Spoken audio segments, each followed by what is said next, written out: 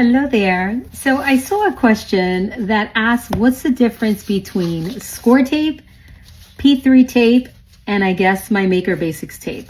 So Maker Basics tape, this one, will take the place of Scor-Tape. They're both double-sided tape. The difference between the two is that mine has more sticky power. That's it. I used to use Scor-Tape back in the day, but now I have my own tape. Is it better than Scor-Tape? Dare I say yes. I hate to say it because I was a fan of Scor-Tape. I just have something better. Now P3-Tape does not compare to any of these, to the double-sided tape or the Scor-Tape. P3-Tape is a finishing tape, is what we use. And this is the only naked project I have that I'm working on, guys. I'm working on all sorts of fun goodies. So P3-Tape, by the way, there'll be a kit for this as well. So P3-Tape is a finishing tape for boxes, album covers, etc. So it is a single-sided tape. It is a fabric-based tape, not to be confused with bookbinding tape, because it is not bookbinding tape, and it is not masking tape.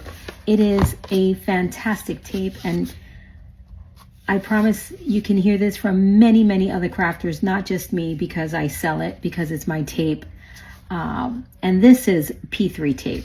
So whether you're making boxes, like for instance, this box, you can't see much of this box, but you see the finishing. When we used to wrap a box, the edges with cardstock, so P3-Tape takes the place of cardstock. And it is not paper, it is fabric. So that is P3-Tape. Gone are the days of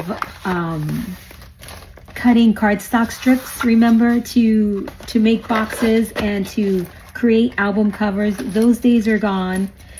I will be having this project done here really, really soon, and there is a kit. I just haven't gotten it in the shop, but look, I just want to share the pretty, most adorable things. The paper collection for this one will be Very Sweet Days. So it's really cute, guys. You are going to fall in love with it. So anyway, that's the difference between the tapes. I would love, of course, for you to give my Maker Basics tape and the P3-Tape a try. And I also saw another question about Rooted Stories. Not Rooted Stories, sorry, the Family Repository. This project is done. The only thing that I'm waiting on is the closure that I want to add to this project. But all of the process videos, including and sorry guys, I don't have my microphone attached, so you'll hear all the squeaking of my office and background noise, so forgive me. But the tutorial is in there for the case, and as you see it here finished, it is done. I just need to add a closure, but if you're not using the same closure I'm using, you can do magnets, okay?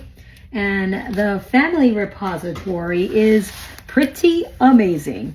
You get the case and you get 5 different booklets that fill up the case of the Family Repository, including a folio, and just all sorts of pretty things. As you can see, I still have my post-its on here because I haven't done a final review yet. But here is one of the booklets. So this is about memory keeping through genealogy. I don't want you to think that you have to be a genealogist to make the Family Repository. Not at all. It's about memory keeping, but if you have generations of information, then you would most certainly put it in here. But it's a different way to use, and this of course opens, a different way to preserve your memories in this case style with these booklets. And there's so many good ones in here. Oh my gosh. There's one back here. See, so I still have to cover this because of my closure. Like for instance, the design team member Shannon Kessler is making this project in a wedding version. So There's no paper on here because this is for photos. Photos, photos, photos, photos. Lots of photos, right? And that's magnetized and that goes right in this pocket back here.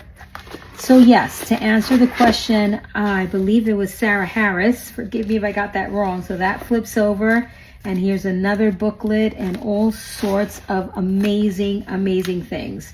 So this is featuring the the Rooted Stories collection, and the project is called Family Repository, and you'll find that in my shop. Okay, and as you can see, this is the front.